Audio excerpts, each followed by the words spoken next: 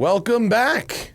We had a month off to get rested, do a bunch of travel, drive a bunch of stuff, and we appreciate you being patient because now we're back. It's the Smoking Tire Podcast, and here we are. This week's episodes are brought to you by the Porsche Track Experience. That's right. It's a new advertiser, and this week we're talking about some really fast Porsches, including the new GT3, and you might be thinking, that new GT3 sounds pretty sick. Where can I drive one? Well, the Porsche Track Experience is how you do it. The HPDE program offered by Porsche and executed by Manthey Racing is the ideal entry point for every skill level, from the first corner up into your entry into motorsport. They offer personal support to fit your individual driving goals and find the best suited events for you. They've got legendary tracks in Europe like Spa, Monza, or the Nürburgring, and they've got all the latest Porsche GT models,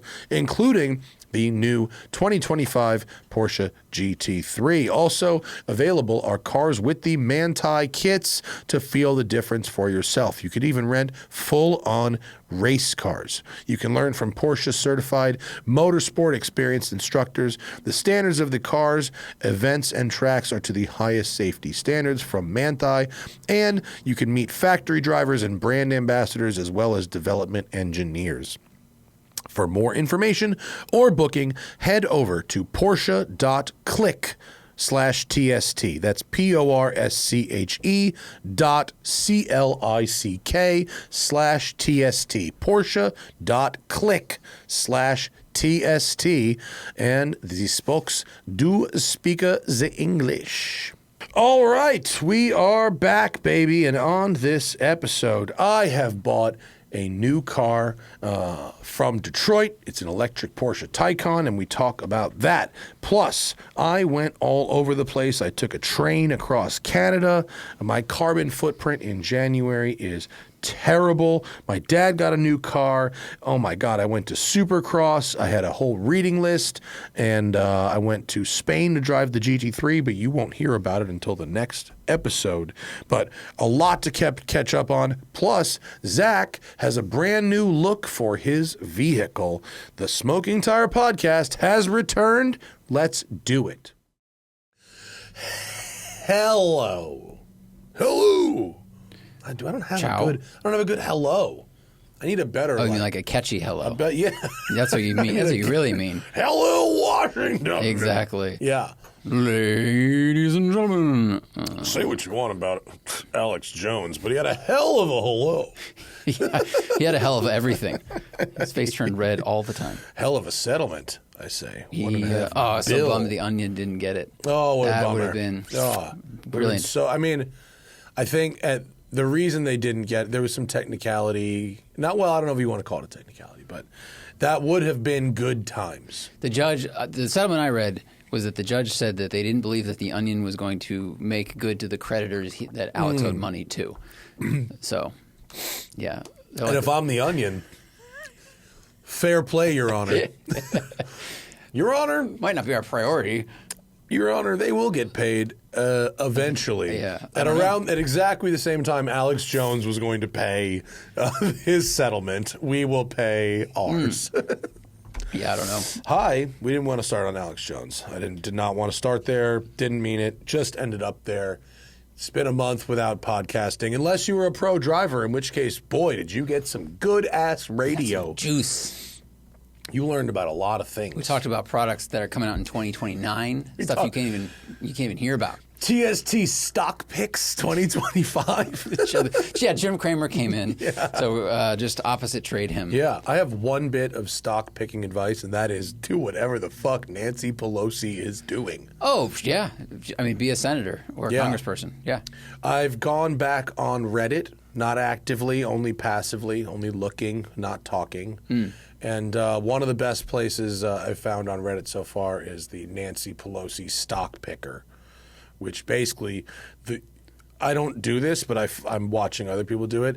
They just make money by making the exact same moves Nancy Pelosi does. True. So there's a company called Unusual Whales that actually has gotten super famous in the last 2 years. So the way this works is the congressperson or senator have to report their trades, but they don't have to report it in a good amount of time, in a quick time. They can do it like 6 months later. And the penalty is $200, which is adorable. But that's like this. They haven't increased the penalty since like 1840. Like that was like a lot of money. It's like, so embarrassing. Just leave it. It's on the books. But so these companies will report what is reported, but it still shows, hey, if they're still holding this, it might be interesting for you to look at. Yeah. Those people that have the insider information are really doing well.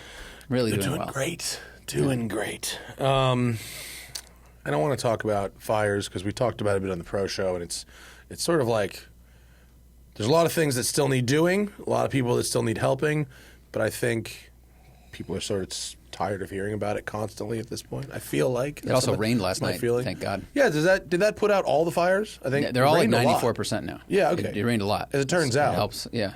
This one thing helps. The rain could have shown up sooner. Would have been nice. It's the other things. Okay, lots are happening. I bought a Taycan and drove it across the country. Talked about that on the Pro Show. I've got an article in Road and Track and a video coming out that we're editing right now about that trip. So you'll see that, and there's obviously in the chat for the Pro drivers, there's a lot or the questions. There are a bunch about the Taycan. So we'll talk about that in a bit. I don't know about you, Zach, but my carbon footprint in the month of January was fucking terrible. You flew a lot. I flew. I had 5 trips in 5 weeks. I flew to Europe. We did do a lot of. I did take a lot of public transportation. Actually, trains, bunch of trains. How many people were on that train total? Do you think? Total? Yeah. A bunch, probably like a couple. Is it 5? How many cars was it? 5 or 6? Well, this train was 14 cars, including the locomotive and the luggage car. So, like, the 3 cars at the back were, like, the most luxury cars, and there's not very many people on those cars. But as you get towards the front and you get towards economy, it's like the inverse of a plane. You get closer to the engine. Yeah. It's louder. Okay. And, yeah. And... so it gets denser. So there's probably like a couple hundred people, I had to say, I think. Okay, yeah. Cool. I forgot. I mean, you told me about your cars, but I wasn't sure how many. Yeah, it wasn't like wasn't like 15 people on 7 cars. It wasn't like a huge diesel locomotive pulling 7 people. Okay. I wanted to check. I do wonder what the minimum amount of horsepower you would need to effectively pull a train like that is. I mean, obviously it's a lot no matter what. I don't know what can you just like look up what a standard diesel locomotive is in horsepower? Like the regular like freight looking ones like that everyone is thinking of when you think of a diesel train locomotive. Yeah, well, AI says the range is 600 to 4,500 horsepower. 600 to 40. That's quite the spread, AI. Britannica says the same thing. Thank you for your fucking genius. I mean, the RPMs are 350 to 2,000. Yeah, real low. That chugga is that's real. Let's see. Someone says the big mainline GE locomotive makes 6,000 horsepower. Okay. That is 3-phase electric generators that make 2,000 horsepower. So that's diesel, I guess, powers the diesel electric powers motor, the generator and the generator outputs. That's a lot. Yeah, that's a good amount. Okay. When the train's like a mile long, I'm sure. The freighters and shit, as we were sitting in the sidings and the freighters were passing the other way, there'd be like 2, sometimes 3 locos up front. There would be 1, maybe 2 locos. 4 locos at the total? back. 4 locos. Wow. And then there'd be a mid-loco. There's a 0.5 loco. Yeah. Waste and the guy driving it, 4 locos also. Mm-hmm. Doesn't remember anything about that trip. Just like us on this Celsius. Yeah, dude. Oh, God. Every time I think about 4 loco, I have the same reaction. It just goes, oh, God. Because it only takes one night. A lot of people in college, they'll have a tequila night. Mm-hmm. That'll be like, and then I didn't drink tequila for 16 years. Had one of those, yeah. A gin night. Sure. I had both of those. And then there was the 4 Loko night. But they took it away from us and never get it back. Probably a good idea. Like the drink that followed it called cocaine, and that was on the shelf for like 2 months. Oh, right. The cocaine. Yeah. Cocaine it was a red can, baby. And the way cocaine was written was like in white powder script. And I think it arrived on shelves, and then someone who probably worked at the FDA saw it was like, get the fuck out of here. Yeah. Get this off the shelf. Well, there's Hannah gets New York magazine, and There's an article in it this month, like maybe it was last month or this month, whatever. I think the newest one about fucking kids who are doing nitrous now, and nitrous. You gonna go hang out with them? Yeah, I was like, and what corner are they on? No, but like a guy who runs a chain of head shops went to fucking, like, basically did the American Gangster thing like Denzel did with heroin, but with nitrous. He just like, he was like, whip it, crackers, get the fuck out of here. He like went to China and had a company make his ass like pony bottles that he then wrapped to look like SodaStream bottles, sold them in boxes, and it was called like Galaxy Gas. And you're just buying like disposable tanks. And kids are coming in and doing like in Walmart. Yeah, like multiple of these tanks a day. Like, wow. As someone who did a tank before, I've done a tank before, have done tanks. If people are doing this, like if this is daily driver accessible, that's a major problem for society. You do not want a whole bunch of kids that have access to fucking tanks. There's a reason that in the past, tanks were hard to get. They should not be easy to get. And now it's just at Walmart. And now you can just go, it's literally at Walmart? Yeah. Oh, I mean, I'm looking no. at the, come on, there you go. Oh, no, that's it. Watermelon lemonade, 1.2 liters. Oh, I mean, it's got to be. Is Walmart just trying to be a platform here like Amazon? Like it's like where's the, Maybe. What's the sell? Is it say like a seller? Oh, yes, look, sold and shipped by. See? Yeah, now let's see. So it's probably not on the shelf at Walmart. It's probably just. Yeah, it's through Walmart.com. They're the payment processor. Yeah. 5 out of 5 stars. Yeah. I bet. I bet. Got me elated, yo. Wow. But like that's crazy that you can buy it like that now. And oh, by the way, I forgot the kicker. It's flavored. Watermelon. That's insane. They flavored it. Well, don't you want watermelon whipped cream? This is the jewel of nitrous, and you should not be jeweling nitrous. That's true. So bad. Well, I mean, I'm sure I've told you this. For the record, I've never done nitrous, never chose to do it as a party favor. But in 2016, I was going to Burning Man, and I wanted to order CO2 because I was going to make carbonated grapes, which I learned from living with you. Remember how carbonated good grapes? Those were? Those were magic. That is, if anyone wants to make a cool party treat, Is that good? You carbonate grapes, they bubble. It's awesome. So it's exactly what you think it is, and it's a real goddamn delight. It's a grape that has carbonated liquid in it. Imagine you could eat champagne. Yeah, that's exactly right, without the headache. It's fantastic. Yeah. So I ordered this rack of what I thought were CO2 cap bottles, and I get there and I open them and I read it more closely and I go, oh shit, these are nitrous. This won't work. And my friend walks up and he goes, you going to use those? I'm like, no, I can't use them for the grapes I was going to make. He's like, I'll take them. And then he left. And then later that night, I just hear clink, clink, and it's just him with a bowl with empty, all the empty containers. Yep. Yeah. He's a very, very smart computer programmer. That's what he did with his evening. That was really funny. I mean, listen, a lot of people that most would consider very, very smart would spend their entire Sunday at my house doing a tank. But trust me, it should be hard to get. Like, you should only get to have it if you can figure out where to get it. That's like the step one. You know what I mean? Yeah. Like, congratulations. Don't make it too easy. You figured out the puzzle. You can be rewarded with this, Yeah. Be responsible. Yeah. As responsible as one can be with a tank. They're talking about, in this article, they're talking about people, because they have a fucking mouthpiece on them. So they're talking about... Like an emergency Like, remember air those tank? shits that we got for Pikes Peak? Yes. It's like nitrous. It's that, and it's flavored. So they're buying it, they're fucking walking out the door, throwing the box in the garbage, going in their car and ripping a tank in the parking lot outside the store.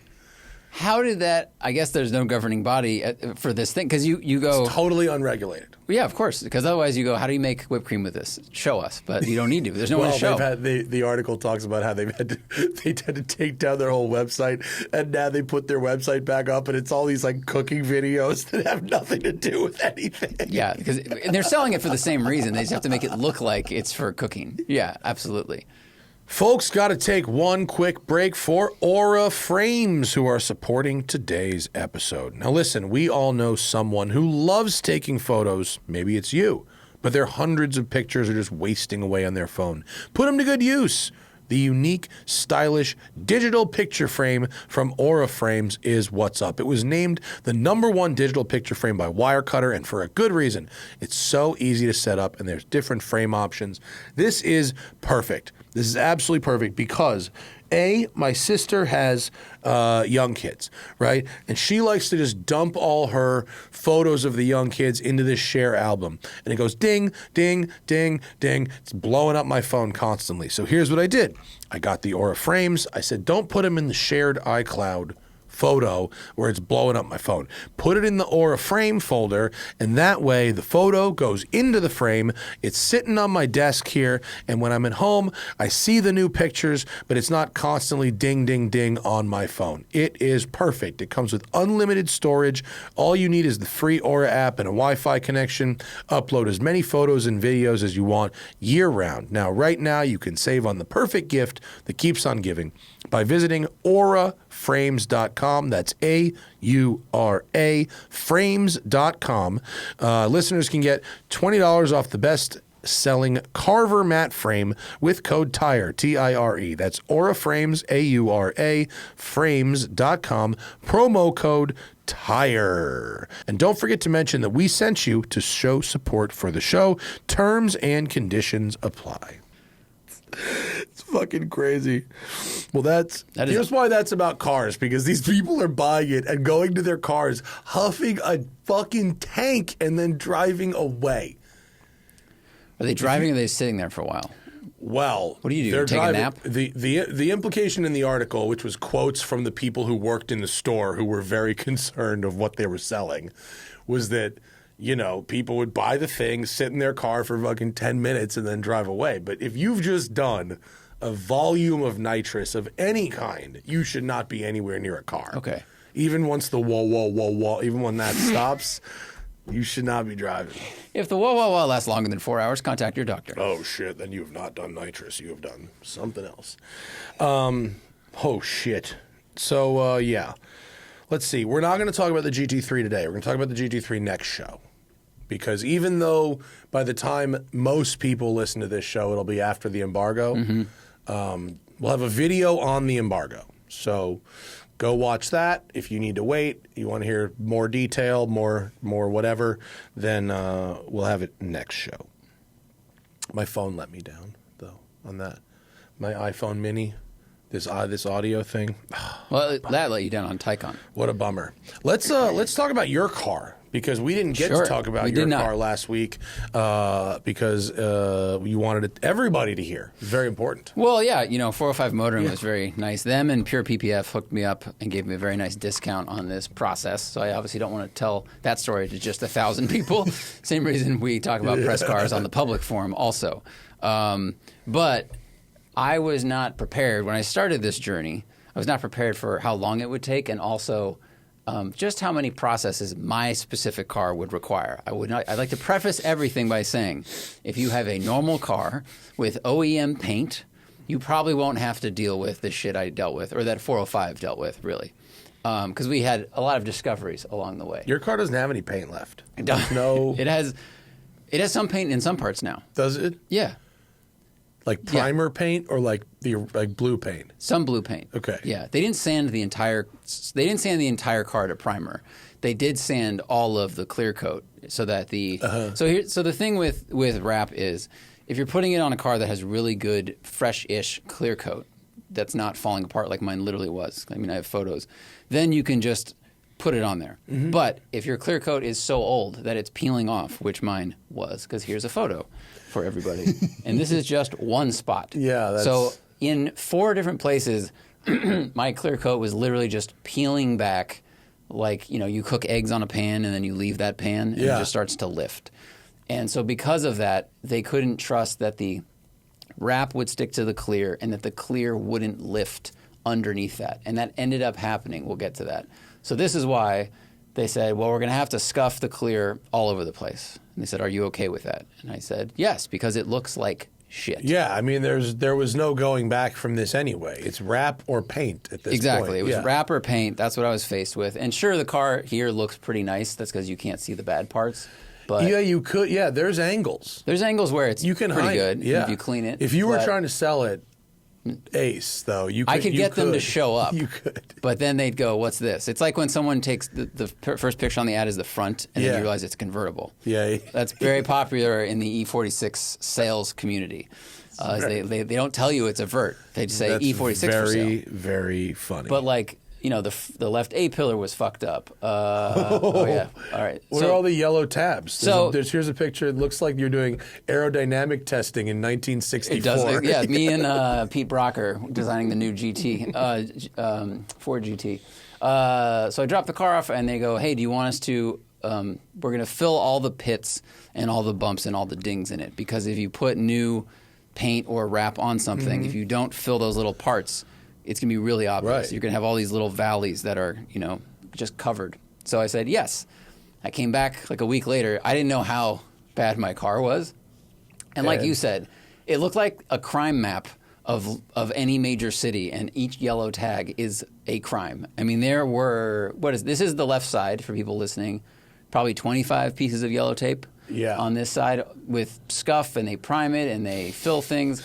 Your car looks like a crime has happened. Also, it does. These are all blood splatters. It literally looks like you're in a police impound, and they go, "Sir, it's just covered in evidence. There's just too much evidence. It's an orgy of evidence on your car." And by the way, did you have a front bumper last night? And was it all one color? Did you discard the bumper? What kind of evidence was on the bumper, sir? I burned it in a barrel. The bumper got taken off because my car had this stock front plate mount, which is huge, and left 4 big holes in the plastic, and they filled them for me. Oh, okay, cool. In hindsight, I wish I had looked at FCP Euro first to see how much you can get a Euro bumper for, because it's actually about the same price as getting all the holes filled. Yeah. So if you're gonna fill the holes on your bumper, BMW owners, just consider replacing the bumper. Plastic injection has gotten a lot cheaper. It's a lot cheaper to get a new part now. Yeah. So these are all the different dings. So the plan was, all right, so they're going to fill these holes.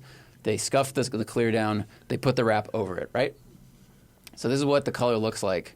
It's a lovely as they're color. starting to wrap it. This is obsidian green metallic. And the amount of work they do is insane. Like hiding all of these seams, rolling it over the fenders so that when the lights are on it, you can't see where the blue starts. It's really impressive how tightly done it is. And the colored PPF, which this is thicker than the regular vinyl. So it's harder to get it to stick. Oh, so it's not just the color change, it's the PPF one too? So, yeah. Well, it's a good thing that shitty finish is protected under there. God forbid. Well, no. What it does is it protects the color, right? Because the vinyl people are familiar with is thinner, and when you expose it to UV for a long time, it's like fades and lifts. Yeah. So this should last a lot longer, and it's also because normal thicker. vinyl is like 3 or 4 years, and PPF is usually 8 to 9 years. They say this is like 5. Okay. Because it's still complicated, but it's stronger.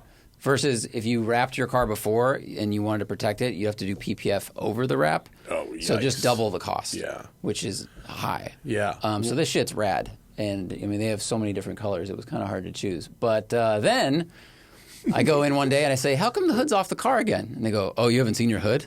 Which is never a good thing. Yeah. And they bring me in here. And so what they did is they wrapped the hood. They came back and it was separating. And they thought the glue was letting go. And it was that the hood had been resprayed, and that paint was letting go from the OEM clear underneath it. So someone had not done a very good prep job on the original scuffed OEM clear, and when they painted it, it was like cheese coming off your hamburger because it hasn't melted correctly. Well, there's now a photo of the hood with 0 paint on it. It is bare aluminum. Yeah. It looks like it was being made in a factory in 1950 by Italians. Yeah, that was alarming. And good opportunity for punched louvers while you're in there. I know. I kind of thought about it. I was getting real ham. Punch. I kept going in there like, "Do you want us to do this?" Like, Like, yeah, sure, I just do do have that. Rod Emery's phone numbers. Today, the day I call this Or one in. what I could have also done is hit up Peter at Gunther Works in Vorsteiner, and he probably would have sent me a carbon hood. He probably would have sent you a carbon hood in 2 seconds. He probably would have. Yeah. So a couple of mistakes made. Should have replaced Yeah, instead but of like, repaired. Nah, well, I don't love the But, look like, here- of vented hoods, especially because I'm not racing the car. Sure. So for me, I'd rather have the full coverage. yeah. But it is just funny that, I mean, I didn't really have to go through this. 405 went through like weeks of trouble dealing with this bullshit. Right. And could have No, saved that's them crazy. a headache. Yeah. But like, what if you weren't you and didn't have friends to call who could do this and a platform to trade exposure for this kind of stuff, which is what we're doing. You did Yep. pay them, but it's a discount. For sure. What is the fucking retail price on this? Over 10. Yeah. It's over 10. Depends on material, car, color. I mean, it's expensive. Like, it is expensive. And what, for funsies, Sure. I imagine you called Shant Oh, right here. paint shop? Yeah. I did not call him. You didn't. I don't, because some of the sections that I have had repainted were having problems. Oh. So I didn't. I'll cut his name out. But some of the sections I had painted by a previous place were having clear coat issues. Okay. Now that could be because they were laid over a section that was previously painted. I don't know. Yeah. But what they found out again is after they'd scuffed the clear on a bunch of different parts, they came back 2 days later and the clear was starting to lift after being scuffed. Okay. But you didn't get a comparison I did. for Well, paint. I asked Avis. I said, Yeah. if you were going to get a car painted, near OEM spec, what would that cost from a shop you guys use? They said 15 to 20. So, and then I talked to some of your guys that work here. They have friends that run paint shops, and they got quotes of like 5.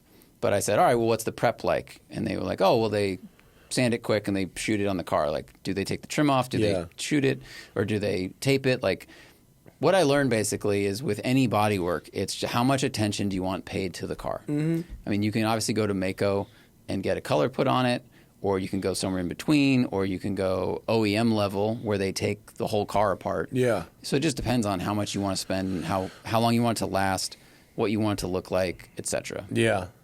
For me, but what's funny is like, let's assume you do keep this car indefinitely.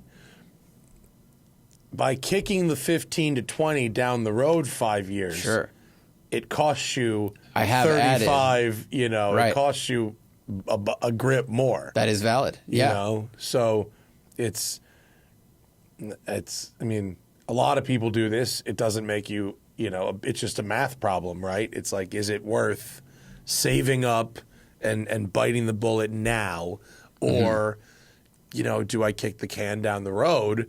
But that bill is still coming, even if Very I true. Yeah, I don't know what I'll do with it in 4 years. I will either decide to bite the bullet and go, okay, I'm going to paint this thing back to the topaz blue because I like that color, or I will sell the car, or I'll decide I'm going to keep it, but it's now only a fun weekend track car or something, and then the wrap can stay and start to shred, and that's fine. And you know what? I suppose there's a third door there, which is, in 5 years or whenever it starts to look not great, you take the wrap off, and presumably it's good to rewrap underneath. Also that. So you could rewrap it for a lot less money, so you could kind of indefinitely keep that going, and you could wrap it 4 times for the cost of one paint job. Very true.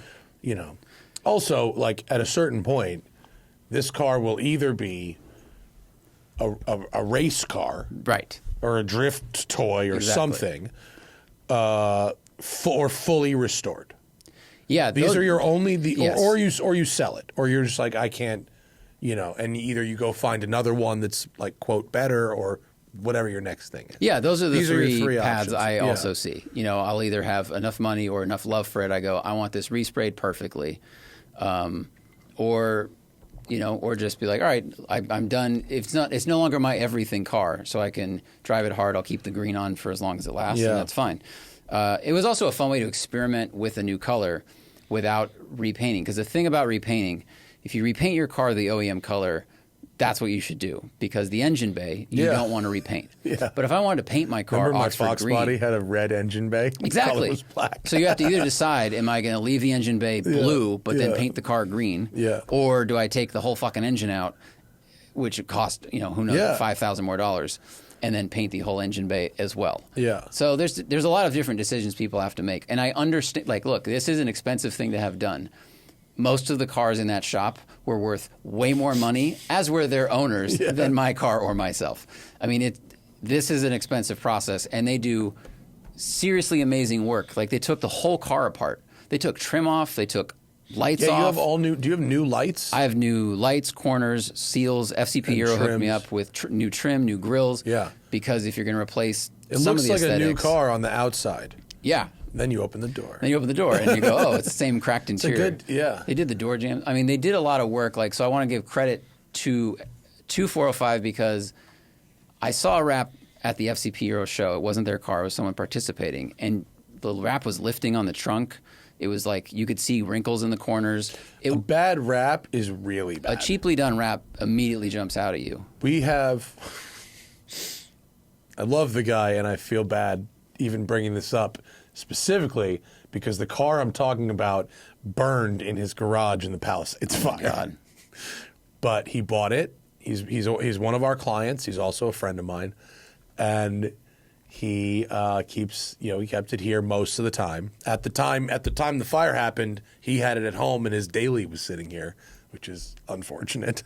But he had it wrapped, and he took it to the dealer, which they're not fun. They probably by the way, outsource it. bit of advice: never do that. Never do any kind of customizing through your dealer unless it's the very rare dealer, like a Galpin store or maybe like a Rick Hendrick store or something that is really doing that type of custom work on site. Because otherwise, they're just using some local vendor and marking it up like 20%. Right. So you shouldn't go through a dealer. But he got this wrap, came back, and this was on a car that was deep in the six figures. But the badges weren't lined up quite right, and some of the corners were just not great, and we sent it back. I was like, whoa, good on you guys. I was like, nah, this is not good. Yeah, there was an R8 that was there getting the same color, and I mean they had all the panels off, and they have to hide all those corners. I mean, watching them figure out how to do it was really interesting. And new cars are easier. It looks great. Yeah. So now it's done. Yeah. And it looks awesome. And a bunch of people thought I got it painted, which is a great compliment to the film and to the work they did. It looks like paint. I mean, it really does. You'd have to look, on undersides of body panels really to tell that it's not. And it feels like paint when you touch it. And they ceramic coated it too. That's another thing. They did that. That's included in your service, which is a pretty expensive thing to have done. But all of that, it matters. It makes it look a lot cleaner. Of people, everyone, whenever we have a car done through 405 or through one of our other vendors, we always do the ceramic on top of the final. It's even when it's clear, it just makes sense to do it. It makes it a lot easier to clean. Yeah, it just makes dust and shit just comes right off it. It's nice. Yeah, this my is car's as clean as got my it. car's ever been, pretty much. It looks amazing. It looks good on the wheels. The wheels. I got Apex Arc photo 8s. of the wheels.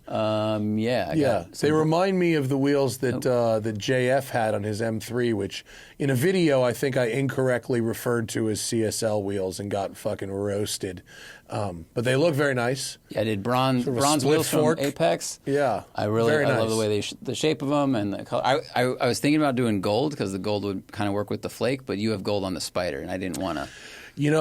Gold compete for the champagne. But gold is, with that, it would work with that color. Guys, got to take one more quick break for Truewerk. Truewerk is hell-bent on creating the most technical, high-performance workwear in the world.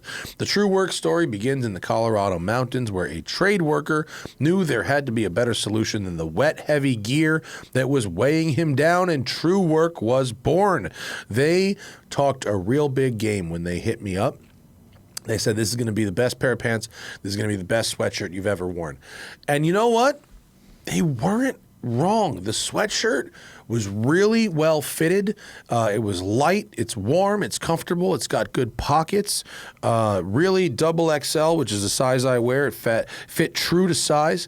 The pants fit me perfectly. Don't need to take them to a tailor. They have good stretch, good fit, but they're not super tight. And I wore them hiking last week, and they were great. Now, every Truewerk product is engineered for maximum comfort, protection, and efficiency with minimum bulk or extra weight. The denim and cotton canvas styles haven't changed much for over 200 years. Well, Truewerk upgrades traditional classics by using the same fabrics worn by elite outdoor athletes. Give them to you to wear every day.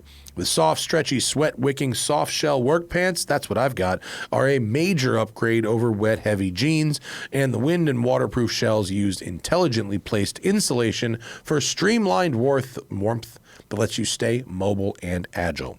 Upgrade to Truewerk for a major change in the way you work. Truewerk helps you be your best when your best matters most. You can wear them for work, you can wear them for play, you can wear them to lounge, you can wear them as casual clothes. I wear them for hiking. They are great. So check out the full lineup and get 15% off your first order at Truewerk. That's WERK.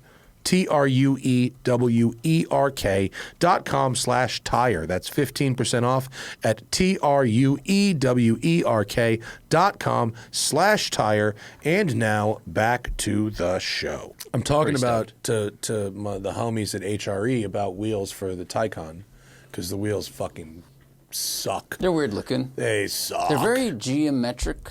And the Taycan is a wonderful, smooth, round, kind of organic shape. Here's a specific way in which they suck. They look like they're silver and black. So it's like an aerodynamic style.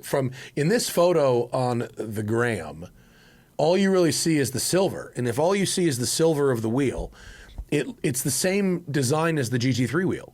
Or my Spider wheel, actually. Mm-hmm. The silver is the same shape as the whole wheel would be, but there's an aero disc in between the spokes that's about, I don't know, half the size of the diameter of the wheel. Plate. Like a dinner plate. Yeah. It basically covers the whole brake. Yeah. And it just looks like shit. And I'm sure it's aerodynamic, but it looks like shit. And I don't like it. And that's fine, because it's a very easy thing to change. And so I was going to do a wrap, but we can't do a wrap, really, because we need to mount cameras to this car. It has to be a chase car, and you can't mount cameras effectively to vinyl without damaging the vinyl. So it's not really worth it. It'll look like crap. So, okay, we live with white. Here is how we're going to live with white. Number one, the Taycan Turbo Cross Turismo. Mine is a 4. It's the slow one, which is still pretty fast, actually. Right. The Turbo comes with painted fender arches. These are Subaru Outback black plastic ones. Right.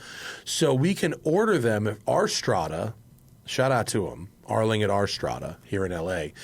For the OEM Plus, this is who you go to. This is who everybody who's a somebody in LA goes to for shit Porsche won't sell you. And he does it. He did my brakes, he did my side scoops, all that good shit. So we get the turbo fender flares in primer from the factory, which you can get. They're $1,000 for the set. And then we get the Euro side marker lights, which are the clear like mine have. Oh, okay. Okay. I get the Euro mirror glass from Suncoast, the convex. And then we paint the flares body color white. The turbos, even though they're painted, it's contrast gloss black in all the colors. We're going to go body color, which will make it look like a nice little kind of wide body. It'll look lower too, yeah. And then I think we're going to do the HRE 522, which looks like the turbo twist. Oh, one of the owners of 405 has those on his 992 Turbo now. Does it look awesome? It looks. I think it's too big on that car. These are big. Well, it also depends on what size you get. So, not the 522M. That's the 522M, which is the mono block. Okay. The 522 is the two-piece version of it. So it's got the turbo twist in the center and then a chrome outer lip. And there is a photo of it on a white Taycan that basically is that. There it is on the Taycan top right. That's it. Full fucking frame, Habibi, with that, because this looks. We have to go find it in the gallery. That's annoying. But But is this one with the chrome lip? that's it. Yeah, that photo works there too. So this one is on a Sport Turismo, which has no fender flares. The Sport Turismo has the naked sort of side, and the look at that.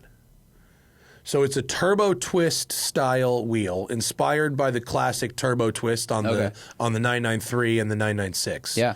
But it has that chrome lip, and if we're going to stay with white, that presents opportunity. Everyone likes white and gold, but it's been done. In fact, that photo I tried to point you was white and gold. So what if we tried something else, like pop of color? This is white and bronze. Oh, is that bronze? Yeah. Okay, so yeah, Subtle. bronze, Right, gold, right. whatever. What is this? Is this that same bronze. car's wheel? That might be the same. I don't know if it's the same car, but this is bronze. So bronze. So I'm thinking maybe something else. Maybe we try. I was like kicking around maybe like chocolate, like a bit of a that has a bit of a shine flake. That could be cool. A gold flaky chocolate. But like a nice brown. Yeah, like that could be kind of fire, right? On white, that could work. I mean, I don't know. HRA, do they have all the wheels up on the wall? You can They look at all do. the I have to finishes? go. I can that's go such a down cool there thing and to play. do. Yeah, and they have a configurator too. It's. I like seeing it in like seeing how that finish really looks. Oh, for in the person. finish, yeah. But they could do the configurator with the wheels on my car. Oh, for sure. Yeah. And I think having the chrome lip and making the spokes a little bit smaller really helps because when on the M, and on the M, if the wheel's really big, it just looks like the spoke is reaching into the tire, which is just not what I want. The M is the one that looks good, really good on the Carrera GT. If you go back to HRE's website, there's a couple photos of the 522M on Carrera GT, and it looks radical. I mean, this is a very cool looking wheel. The twisted spoke is sick. Yeah. Oh, here we go. Yeah, if you hit gallery, so here's a bunch of finishes, and then if you go to the gallery there, there's the Taycan if you want it, but the anyway, so that's kind of where I'm at right now. Okay. No, it's a Ferrari. Oh, that looks good too. Look at that. It's a Ferrari Lusso with those wheels. I mean, I probably wouldn't choose it for those, but that might have been what that other photo was from. I don't know. The thumbnails are small, but either way. It's a pretty cool looking wheel. That's kind of where I'm at. That's cool. And then we'll do a little test to see, we'll weigh it compared to the stock wheel. Dude, the weight difference of my Apexes versus stock ones. Oh, yeah? Holy shit. I think it's like 10 pounds. Can you feel it on the street? I felt when I picked it up because I had to tighten down my stud kit. And I was like, I can actually pick up this wheel no problem. You can usually feel it when you drive if the wheel's that much lighter. I haven't been to the canyons yet because of, Yeah, I'm playing it by ear every single day for what I actually think on what day? I think maybe tomorrow I might go in that Cayenne we've got outside. I might go for a drive just to scout what is open. Someone said Azusa is open, 39. 39. The 39 is open on Google. Sorry, we're going to go inside baseball. Bouquet Canyon. So, dude, right before the fucking Hughes fire, like the day the Hughes fire started, someone was like, where are we going to do? What are you going to film? Where are you going to film? Oh, it was Peter from Gunther because we got the Gunther Turbo coming tomorrow. Oh, boy. And I was like, oh, thank God, the forest is closed, blah, blah, blah. But, like, we've got Lake Hughes Road, and, like, that's where we filmed the mule car. Like, it'd be perfect. And then an enormous fire opens up there, and that road will probably be closed for a fucking year, maybe. I don't know, maybe not, but it's closed now. So, but the 39, ooh, that might be. That's a great road. That's good. That might be a good time. Yeah, okay. So I'm super stoked on your car, and I'm super stoked on my new car, and there'll be a lot of content on the Taycan, so we don't need to dwell on it today, but if you have questions, let's get them in the chat. The Bentley's going for sale soon. Yeah. Wednesday, Derek, my master detailer who works with Larry Casilla, is coming to detail it for sale. For anyone who's interested, this is like a $2,000 detail I'm having done with this car. John Harper is going to photograph it for me. He's been doing some really good work. He photographed that green turbo we put on Bring a Trailer, did a really nice job there, got big money, so he's going to photograph it. And then I'm sending it down to San Diego for Dougie. Doug's going to do a little video with it too. Very we cool. have to do a wrap-up video for the maintenance. Now, you know, because the game was, could I daily this car for a year for less than it would cost me to lease like a mid-priced electric crossover. I used a Mach-E as an example. And so we will talk about the cumulative effects of Bentley maintenance after a year. And, you know, I'm putting the car for sale in as perfect condition as I can possibly make it. Like, other than the slight evidence of wear and tear for 24,700 miles, a little acorn ding on the trunk, you know, an acorn like fell on it, and like the slightest hint of use. This car is in as perfect condition as I can make it. I had Charlie, I said, this car's going for sale, whatever you find. And boy, did he find. It kicked me in the dick on the way out. Yeah. So like, did I tell you about this one? A couple weeks ago, we had 3 or 4 months with nothing to write home about with the Bentley, just chugging along like an old British train. It's great. All of a sudden, I start to feel a little bit of friction in the steering that feels almost like someone's dropped 4 or 5 grains of sand in the shaft. And like most of the time it's smooth, and then it would just catch the littlest bit on a grain of sand and then move on. And it was inconsistent where those little catches would happen. Okay. But it's something that I could feel in my fingertips. I took it to Charlie, and I said, you know, in addition to everything else for the sale, and I said, it feels like there's a little sand in the steering. And so he drives it, and he goes, oh, mate. He drives it. Okay, I feel it. Yeah, he takes it apart. Well, there's a little plastic bushing inside the steering column around the steering shaft, right? Plastic, 35 years old. And the bits of it's plastic, and so it's cracked. And Okay. some little bits have come off it.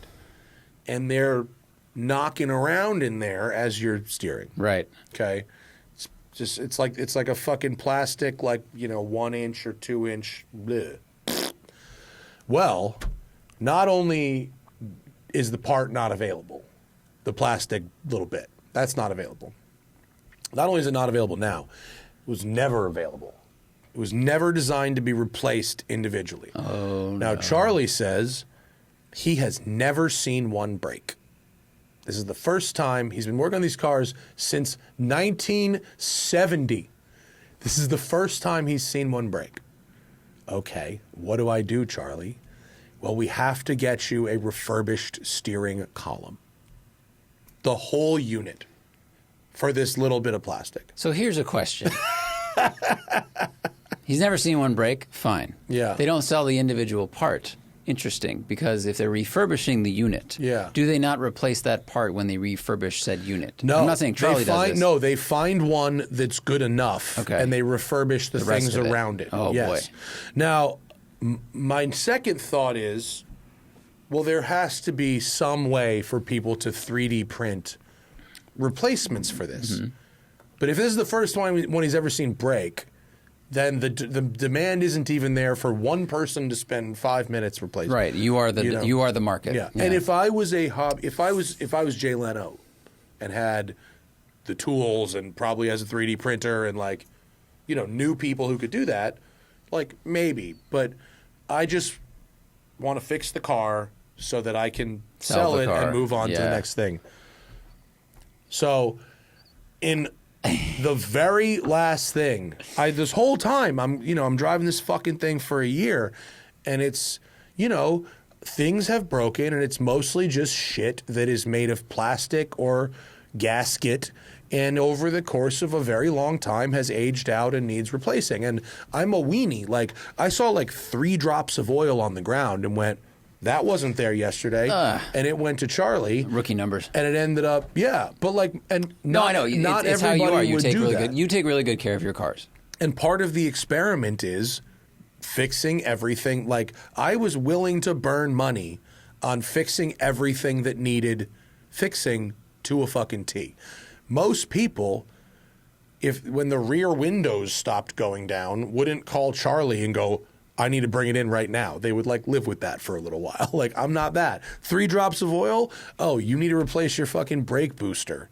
Okay, like, we just did it all. So anyway, I just wanted to be done with it at this point. Because while driving it is much more interesting and fun than driving, say, an 80s or 90s Mercedes, eventually you get to the sort of same place where the novelty of it does kind of wear off a little bit.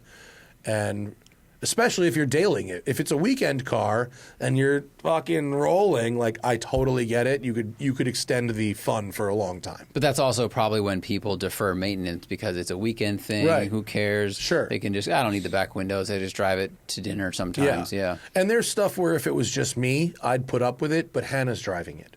And if I put my wife in a project car, she's not, and she's a fine driver. I would get in a car with her any day and know that she will get us there without crashing. She's not an enthusiast, and that's fine. She is an enthusiast. Yeah, she likes the She's pow, an enthusiast she in likes her the own way, delicate. but she's not an enthusiast driver. Mm-hmm. Right. In the way that we would be. When I drive a press car versus my own brand new car versus my own old car, I drive differently. Hannah doesn't do that. She has driving. That's what she has. And so when she went from an electric crossover to a 35-year-old British car with hydraulic brakes, she didn't change her driving. And I, partially out of curiosity, partially out of being a good husband, didn't want to tell her too much about, hey, you have to do this differently, because she'd be like, why did you get a thing that I have to do differently? I don't want to do that. And she's probably right. But I also wanted to see if, like, does the car need to be driven super gingerly or not? So the answer is not really, actually, but still braking distances and shit like that. And I started to be like, okay, I need Hannah to have like brakes, like real good brakes, like sharp handling, things like that. Things that car does not deliver. She likes to, let's just say, follow a little close. Oh, I do that too. Sarah gets nervous. Yeah. So if she's, following close in a 91 Bentley, you're just asking for it. You're being very optimistic that nothing will happen to the car in front of you because, you don't want to make sure you don't have to hit the brakes quickly. Yeah. And let me tell you what I don't want to have to do. Be all, honey, you need to change your driving. There's things I don't say. I'm with you. I get it. I let her figure those things out, and then I go, that's because this. If I have to, maximum. There's a hand position conversation I've had once, and I don't want to have again. Yes, 100%. Oh my God! But so the Bentley is awesome, and it's it truly is probably the nicest one you're going to find around. It's great. So you're going to replace the steering shaft and all this shit? Oh, it's already done. Okay. Car's downstairs. Okay. It's already done. Yeah, it's done. I mean, the good news is like Charlie. I mean, when that guy retires, everybody in LA with one of these cars is so fucked. But like, it's never down that long. Like, I've heard stories about just months for parts or whatever. Like, Charlie, he's expensive, but he knows where to get shit. And well, the cars... is the parts are people waiting for parts for months? Are they in LA or are they in other places? Like, I don't know. I'm sure I've heard other places. I'm sure the concentration of Bentleys is higher here than anywhere else in the country except maybe like Miami. Hoover had a lot of problems getting parts for his Turbo R. Oh, in Indiana. In Kansas. Whatever. Yeah. You don't say. I understand why, but like Charlie's probably has. I mean, those garages are always full. Yeah. There's plenty of the number of foreign car repair places, independent shops in Los Angeles is wild. Like you just drive down any major artery street, count them as you go across 10 miles of the city. You're going to count dozens. Yeah. Says there's a big market. His is always full. Yeah. On a similar note, I brought Yeah. my car to Avis Autosport to get oil change and get the alignment checked because Thaddeus drove my car, and he said it felt like it was tramlining a bit much compared to his. So I have new Bridgestone race R compounds on it, harder sidewall, like all these things. But I wanted to get it checked because the steering, like you said, has also been feeling granular. Weird. And I found a little puddle on the ground, and it wasn't oil. And I said, all right, it's probably power steering hose. I have new hoses. Yeah. Happen to have them from a couple years ago. And I go to Avis. I'm like, here's this hose. If that's what's going on, just give me a call. Let me know what the deal is. And Sandro texts me and he goes, you need more parts because all of your hoses are leaking. You need more parts. Yeah. He's like, I'm glad you brought these hoses. We need more hoses and a reservoir. So much like your situation, I left going, I'm not going to do that today because I need to save money or maybe I'll do it in my new garage space. But yeah. Yep. That's old car life. Old car life. Yeah. Real excited for my 3-year unlimited mile warranty. I get it. I get it. But so anyway, the Bentley will be going up on Cars and Bids soon-ish. I'm not exactly sure on the timing, but we have a lot of questions to get to. Real quick, while we were gone, I did a lot of reading, a lot of flying, a lot of trains, a lot of reading. If you want to get caught up with my reading list for the month of January, 3 books, pretty straightforward.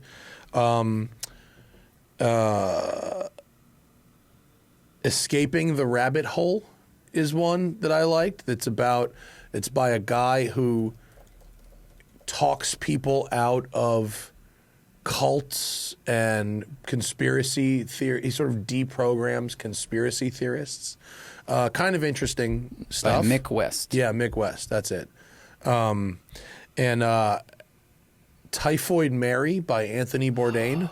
So did you know Anthony Bourdain in like 2002 wrote a book about Typhoid Mary? No. And it's really interesting because Typhoid Mary was a chef, actually. So it's written about her from the perspective of another chef. Wow. Which I think gives it Interesting. and it's Anthony Bourdain, who was a great writer. And so it's full of really great phrasing, great prose, great, just really a fun read. Cool. Read the whole thing in about a 2-hour flight. I don't know, it might be 100 pages. It's a small book, but I'll give it to you if you want to I'll read it. that. But really entertaining. And the other one is called On Freedom. And I bet this is uplifting. it's really uplifting. It's by Thomas... Tim Snyder. Timothy Snyder, excuse me, not Thomas, sorry, Timothy Snyder.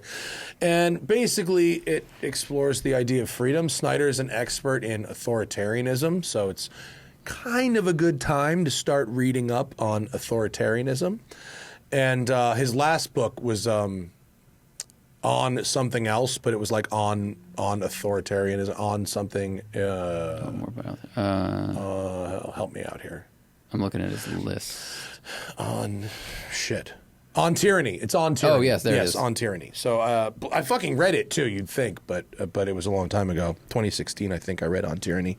So I do recommend them both. On Freedom basically explores the idea of that there are, different views of what freedom is, right? And a lot of the difference between progressives and conservatives in our country is how they view freedom. Is it certain types of people view, and is it freedom from certain things, or is it freedom to do certain things? And so, people that are currently the oligarchs that are running our country as of last week, they want freedom from. They want to do whatever the fuck they want.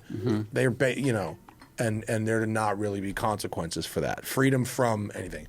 Whereas people who, let's just say, trans people, want freedom to exist as a total human in our society. Interesting, but can't you rephrase it like they just want freedom from judgment, freedom from restriction? Okay, Yeah, I'm just curious. But the idea, it's seeing freedom as a positive, uplifting thing versus a permissive kind of. So you know what I mean? support versus Yeah. deregulation. Support versus like, just letting you do whatever. Got it. Okay. Deregulation. Okay. Yeah. I understand. Yeah. It's like one of those things that sounds simple, but the book is somehow 500 pages, because it's actually not simple. But yeah, it's that one's a bit like, college coursey. It's kind of textbooky, but that's an expert. That's a real, listen to the experts on that one. And I can't possibly summarize this 500-page book, any better than attempting to put that one sentence together. That's literally the best I can do on this podcast. But if you want to read real deep on that shit from someone who only writes about that specific thing, that's a good one. It's a good time to read that stuff. Yeah, it is. Shall we go to the Patreon? There sure. seems like a bunch, and we really didn't lose a lot of Patreon paying members while we were gone, and so I once again appreciate all of you. A few people joined during December only to get one podcast and then have us take a break. If that happened to you, I do apologize, but thank you for your support. And let's get right back into it. Again, as always, if you are a member of the Patreon, you have access to all kinds of privileges. You can get the show, watch the live stream. You can get the show ahead of time. You can get an ad-free listening or watching experience. You can ask us questions or ask our guests questions for the show. You can participate in a community with other well-versed and well-educated members in sort of how our show has worked over the years, and get exclusive access to early merch drops, such as the next color of the Notice Canyon watch I designed, which is coming in April. We Nice. have a confirmation. It is coming. Let's get to it. Michael Cosgrove wants to give a shout out for the pens. We have done pen collabs with Tactile Turn. They are awesome. Aiden Squires has an interesting thought on why used EVs depreciate so much. There's been so many tax incentives that almost nobody bought EVs for full price. So should depreciation be measured at MSRP minus tax incentives? It's a good thought.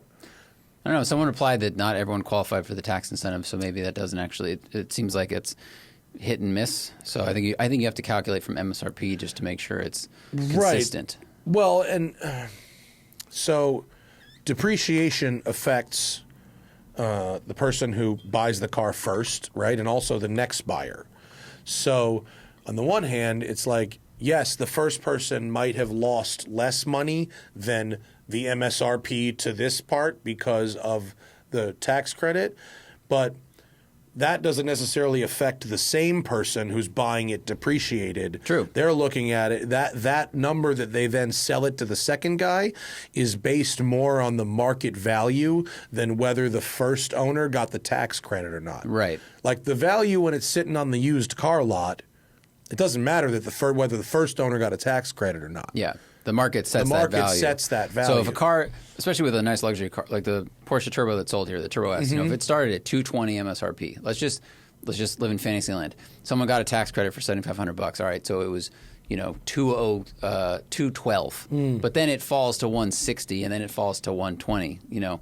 Whoever's buying it for $120 doesn't really care. We don't factor in the price that the first owner.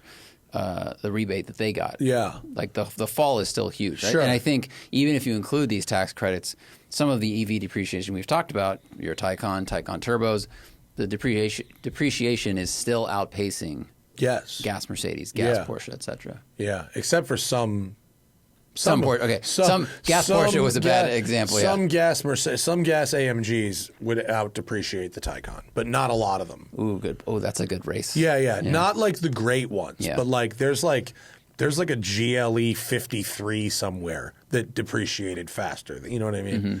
Mm-hmm. Angle of the Dangle, good username. $170K to spend.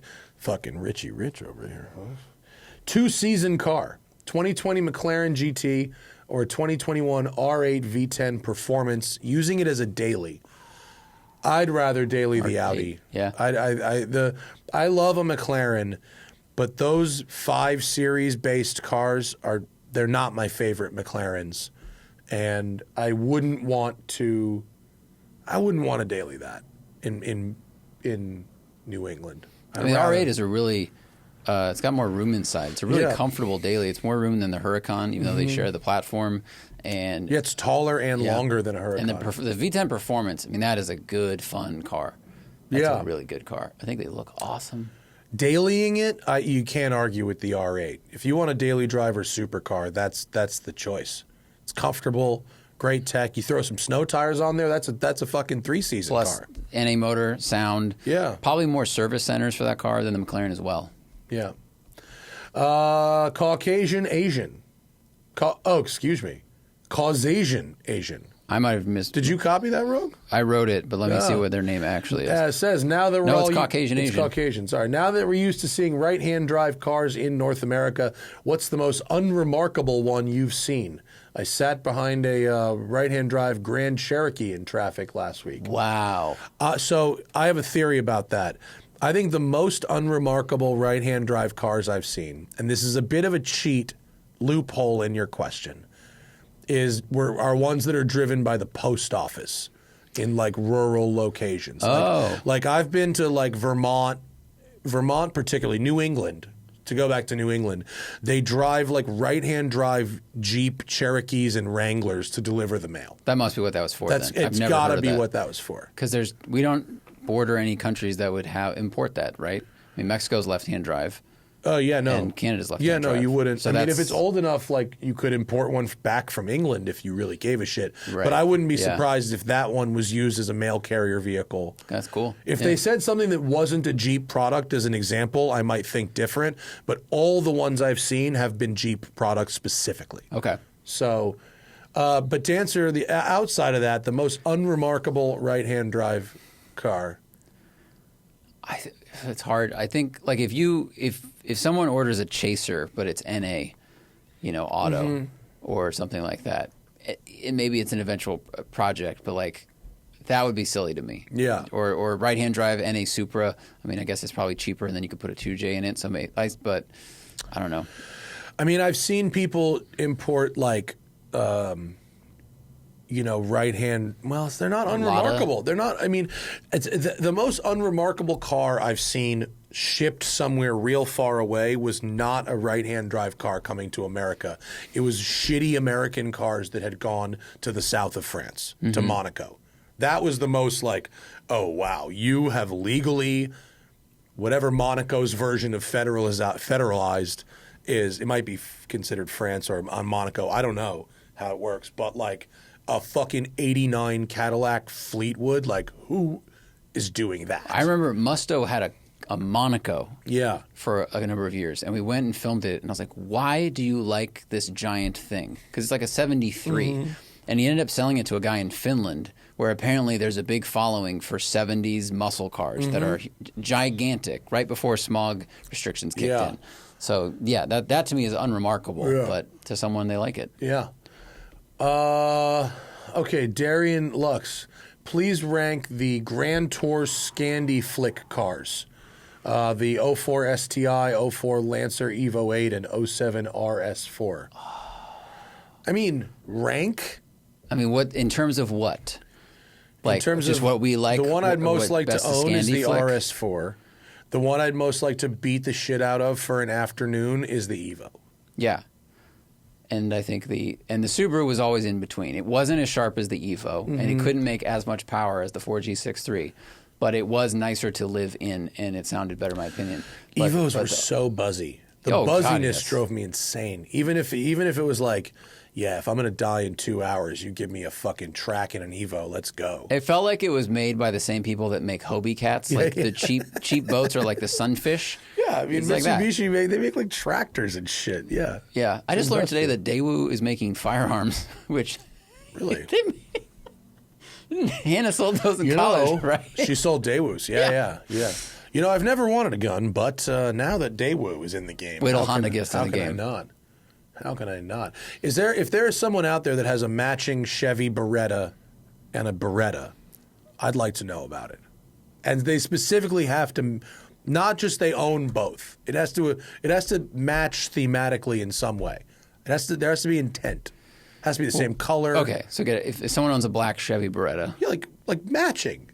Like you have these two things that are both Berettas, visually similar, and you got them specifically because you have the other one or as part of a pair. John McClane should have driven a Beretta in one of the movies. He should. Yeah.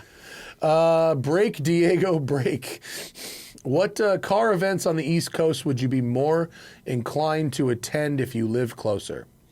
Probably something at whatever New Jersey Motorsports Park was called. Is it still called that? New Jersey Motorsports Park. Yeah. They have fun drift stuff. I'd go to that. Oh, you mean Englishtown? Englishtown, sorry. Englishtown. Yeah. Englishtown's gone. Well, now it's called. What's the thing that now they turned into the figure 8 FD stop? Oh, really? I thought Jersey. Englishtown was gone. If it's not gone, how about that? I really thought it was donezo. East Coast. I mean, I loved the Audrain Concours is really fun. That whole week is super fun. Newport's a great place to enjoy that. I would go to the hill climb that Ezra Dyer goes to with his Legends car. Yeah. That would be a good time. Yeah, I would. They I would have some definitely do cool that. hill climbs in the East Coast that we don't really have here.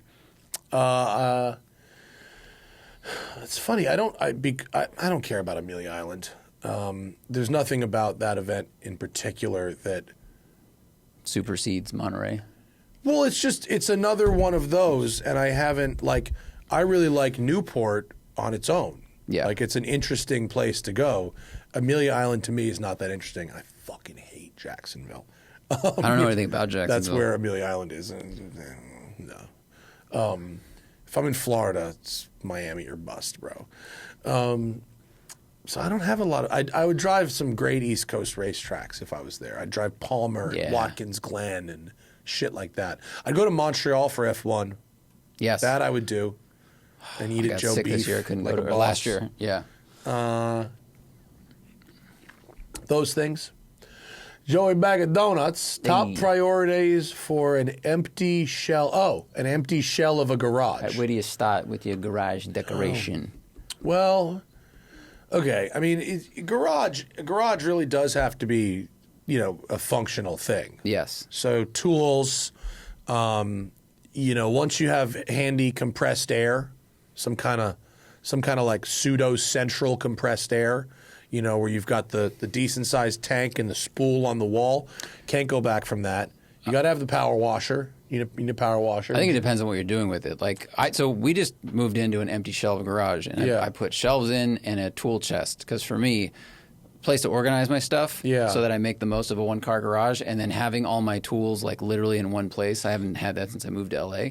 That's key. But if you live in the cold, if you're going to wrench on your car, then you need all the tools and organization. But yeah, I think insulation. Yeah. If you're in the Northeast, cold climate, basically making the place an environment that makes you want to work on your car is essential. So if it's freezing cold and you go, I'll just put on jackets and run space heaters every time, you're not going to do it as much. I would do insulation first, and then whatever you need for your particular hobby or task. Like if you're into detailing, then you need that shit.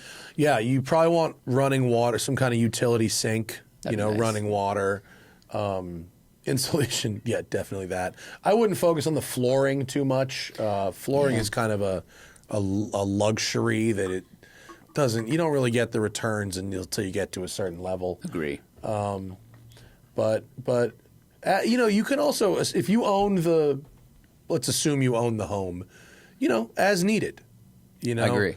Like, you should do the things first that you would not want to, take your toolboxes and all this shit out to do. Mm-hmm. Like, if you're going to do insulation and, drywall, do that before you start moving stuff in. And if you feel like you need a lift, I mean, if you're going to live there for a long time, a lift is a game changer. But if you don't actually do crazy drivetrain work, if you can get away with so Vin Tra, he's got the pop-up things. That's a nice half measure. You get under the car a lot better, but you still can't do everything. But that's a pretty good halfway to go. Really good lights. Yeah. Really good lighting. And even maybe if you really want to be a boss, if you're going to be working on the car, fucking uplighting in the floor. I mean, if you want to go next level, uplighting in the floor is way better than a fancy floor. That would be cool. We're going to doing that at our new building. Really? Yeah, we have we can't do mechanical work, but we're doing an inspection lift so that you can look under a car and I can photograph it for sale.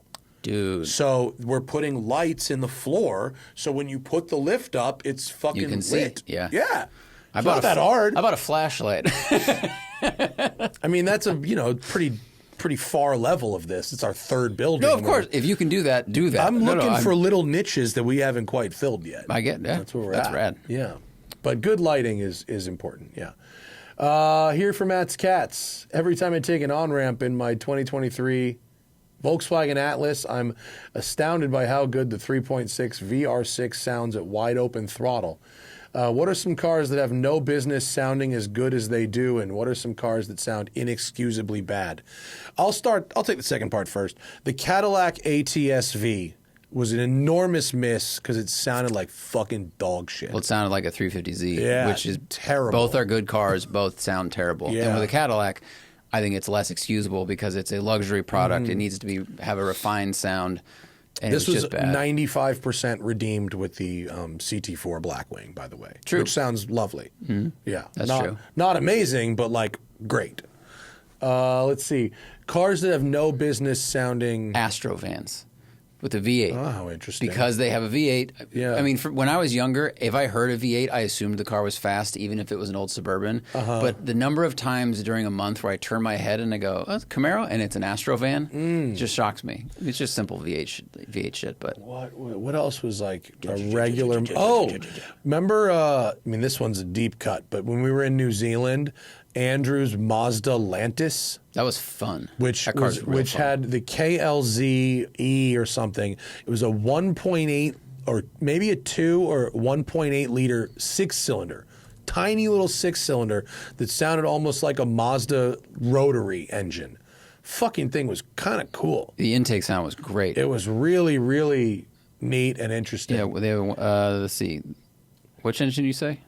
I think KLZ-E V6. Yeah, there's a KFDE V6, which is 2 liters. Okay. But it just had good induction sound, and it may have been, I don't know if it's similar head design to VR6, but You can get that engine in the U.S. The Mazda MX-6 V6 had it, which was platform shared with the Ford Probe. Another totally decent that car was fun. It Yeah. sounded pretty good. Thomas Rimkus. Now that all the old Top Gear cars are being scrapped, which one would you save? Remember we went to that World of Top Gear thing? Yeah. They scrapped all that. They got rid of it. Oh, man, that was fun.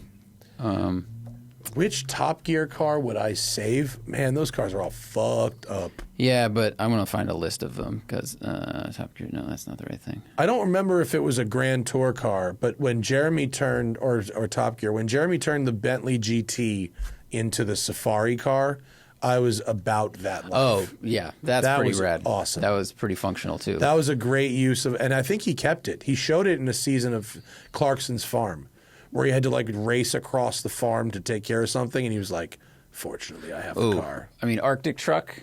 Oh, of course. Yeah, of course, Arctic These are a Truck. list of only Clarkson's cars, unfortunately. I couldn't find like every Top Gear car they ever built. I mean, the time they built the hotel rooms was funny. Yeah, I mean, they Arctic did some Truck's really great Hilux is a pretty shit. good But choice. I think I'd go Hilux. Yeah, Arctic Truck's Hilux would be good. Or, well, also a Safari car, but the Jaguar at the most recent special. Oh, the F-Type Granted, it was Safari. Grand Tour, but Yeah. that thing kicked ass and kept going. I think he kept that too. That needs more power. And is that did It's they a do a Miata. dually? Yeah, they did a dually on a Miata. It was dumb. That is very dumb. Yeah, But that was look, the it's one. television. That was the Christmas Middle Eastern one. Okay, road trip back with the Taycan. So, how was my road trip back with the Taycan? Well, I made it. It actually, for the most part, went about how I thought it would go. I learned a lot of lessons, and in which between the video I made and the article show I we wrote did. for Road and Track and the pro show I did, I detailed all the little lessons. I used Porsche's route planning software, which is very good. And actually, about every 3 days, I get an alert that our maps have been updated. So, I assume that Porsche is updating stuff like that in very rapid real time, which is nice. Of the like 20-something stops, I was only let down once by a failed charge, and that was when the fucking EVgo in Baker didn't work. But I drove across the street to EA, and it was fine. But the road trip my only I deferred to the Porsche charge strategy. I would charge overnight if possible, which on my road trip was not possible. My first charge of the day, if I needed one within 30 or 40 miles of starting off, I would find one myself because I'd find one that had some kind of food near it. So I would wake up, I'd get a shitty coffee at the hotel, drive 30 miles, plug in, and ideally there was something for breakfast in that area. That's the strategy. From there, I would do the whole rest of the day on the Porsche route planning software. The key to that route planning software is you have to manually set how much battery you want to be in the car when you arrive at your final destination, not at each destination. So if you want to get there with 20% left, it might get you down to like 6% on the charge stops, but you'll have, so you can, if you're like when we were coming home at the very last day, we put that down to 5%. To make it home without an extra stop. Otherwise, it would have said stop in Victorville and charge for 6 minutes or something. Right. And the Porsche charging strategy keeps you between 20 and 80%. Now, it also, as you're going along, it says, drive 120 miles, charge here for 16 minutes, drive 160 miles, charge here for 22 minutes, and on and on. But it shows other charge stations in between that you're not stopping at. So you go, okay, look, if this one, what it wants me to do is get down to like 4%, and I'm just not comfortable with that, and I have to pee. So there's the charger here, and I'll just stop here, and then it'll recalculate. That's pretty cool. It really makes road tripping it solo a lot less stressful. I was going to say, is it easier now to road trip any car than it was 3 years ago? Not just because of the infrastructure, but the software. Like, plans for you. Tesla did this first, and other people did it. The Ford did do it, just not as effectively as the Porsche in terms of the route planning. In fact, Ford has pretty much given up developing their own software, and now Apple Maps, Ford's like really gung-ho about CarPlay, and Apple Maps has a similar route planning feature in it. But Porsche's is really good. I would happily road trip this car again, and trust that the charge stops along the interstate are going to be of a high quality, which they were. They were. EA, I think, every single EA charger I plugged into worked, and plug and charge worked. Plug and charge is where you just plug your car in and there's no billing interface. It just knows your car and just does it. And the Porsche Connected stuff, the app where you can remote do a bunch of things, that works. Like, it's pretty great. And there's more details I've got in the video. We go over a whole fucking lot. It's probably going to be like a 30-minute video, but it's great, and we're going to have a lot of time to learn everything about this car. But as far as like, can you drive across the country with zero planning in an electric car? Like, yes, absolutely. You can. You could do it solo, particularly, which I showed the photo of the Taycan, of the dash, the split screen. In the press cars, you're like, what the fuck does this co-driver screen do? I know what it does now. You put the route planning GPS up on that screen. You put your CarPlay GPS up in your main screen. And now it's like if you want to change the music, if you want to take a call, if you want to your charge screen, your route planner shit is always up. But you could search for your next hotel or do whatever using like Siri.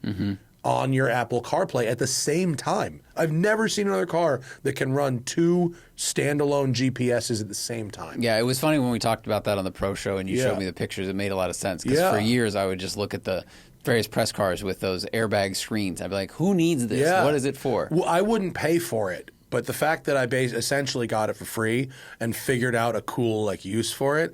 And it's great if you have a co-driver because the co-driver can type shit right on it while you're driving, which you can't do in the center screen. But a quick note is that if your car was made after a certain year, you, the driver, can't see that far Right. out screen from the driver's seat. My car was can't. built during the 2 years where you can. Yeah. And so I once I did this, I couldn't go back. So I just kept Route Planner up on the fucking right and Waze up on the screen, and it totally eliminated the need for me to have my phone mounted on the dash.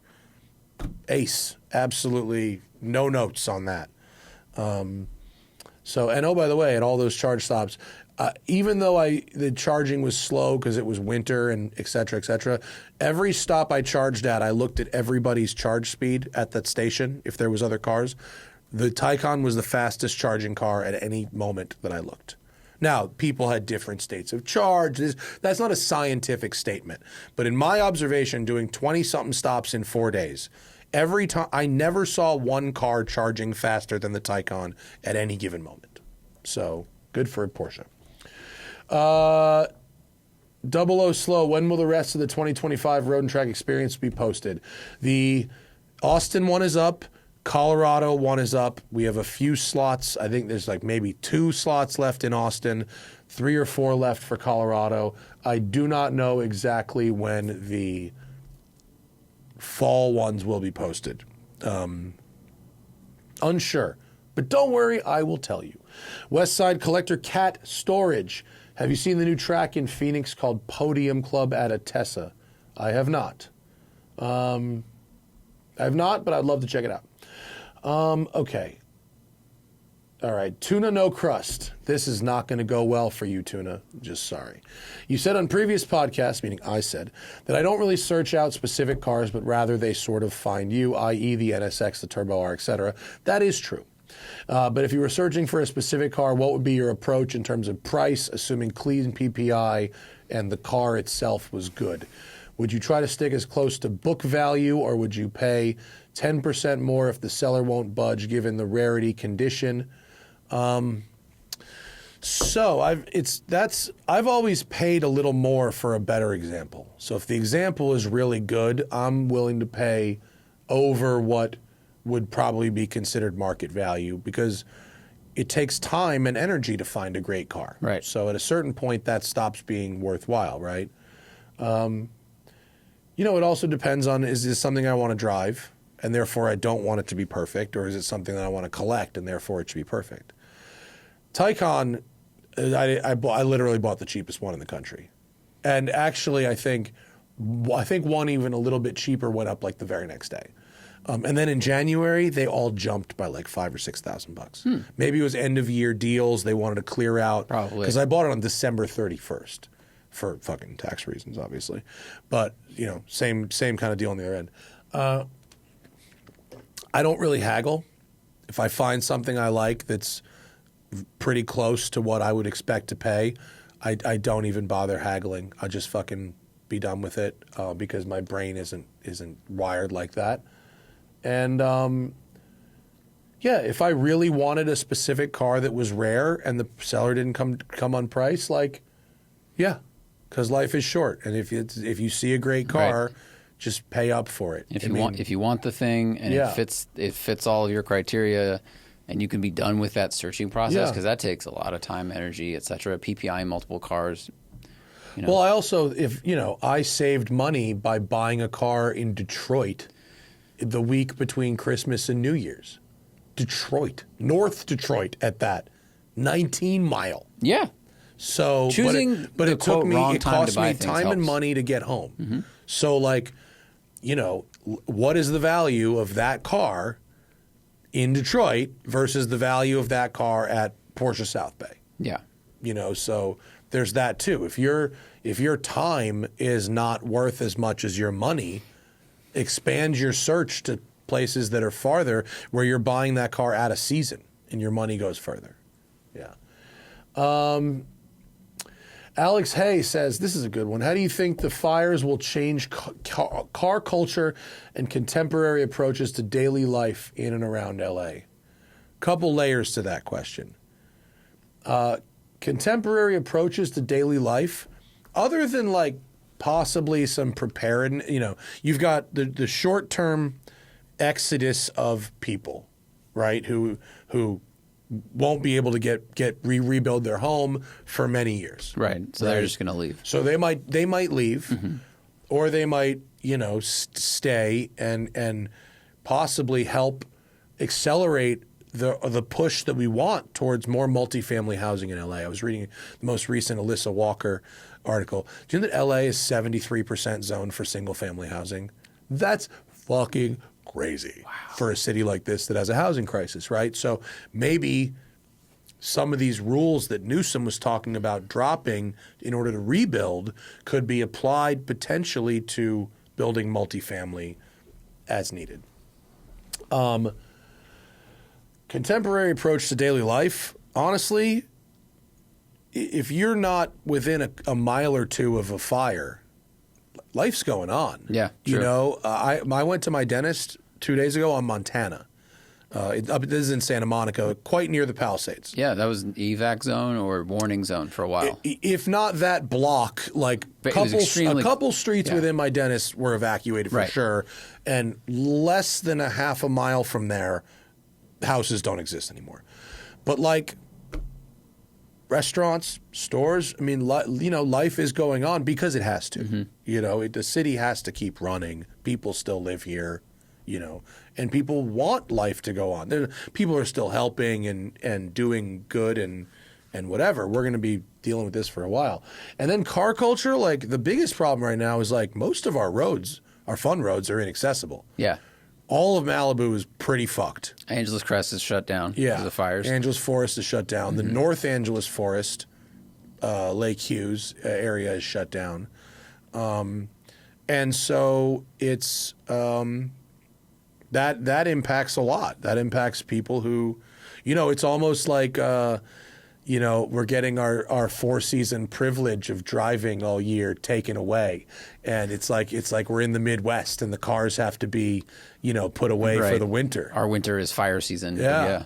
That's an interesting way to look at it. There's not really anywhere. And there's people doing like charity cars and coffees and whatnot. There was some type of show at the Peterson yesterday. Of course, it was pissing rain.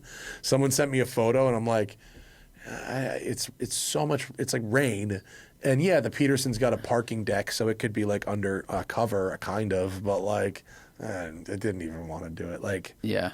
Well, because the big fun there is always on the rooftop. It's always that's where like they do those Saturday clubs. Like the last couple of weeks, like after the fires, but also like the weather's been shitty, the air quality.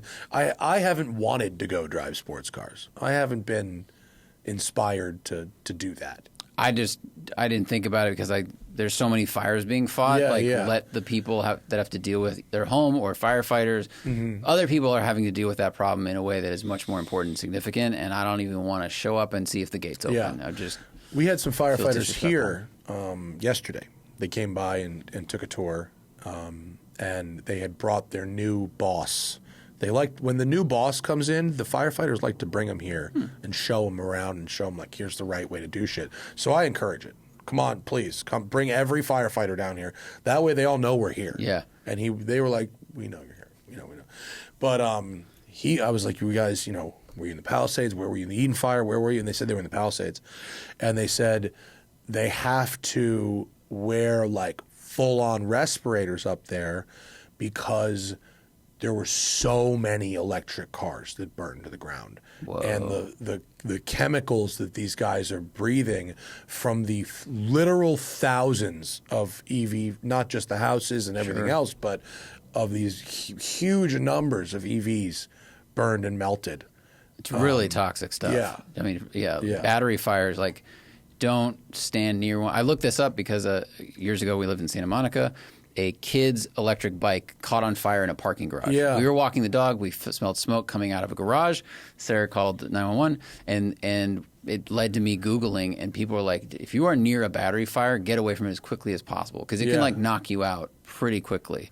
So it makes sense. The firefighters were talking about like a bird scooter fire that was like hugely problematic too. Yeah. So dangerous stuff. Yeah, really crazy.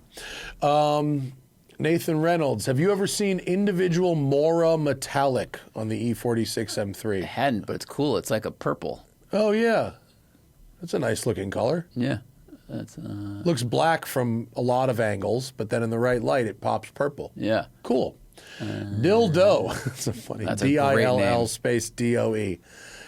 Zach, what other colors were you looking at for the M3? My goal was Oxford Green, which is an OEM color. They had 3 different greens. That Pure PPF makes 3 different metallic greens that were all like close-ish, but not on the mark. So I chose Obsidian because when the sun hits it, I think it looks as close to Oxford as possible. But Oxford is a lighter color. Yeah. But they had a cool like Pacific Forest Green, which looks, the blue on Tacomas. Yeah. Turn that down and make it a little darker and a little greenish. Like it looks like it'd be wandering through the forest. They have a lot of really cool stuff. Yeah. Yeah. There's a lot of options out there.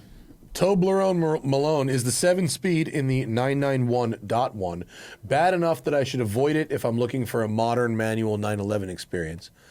No, I wouldn't say it's bad.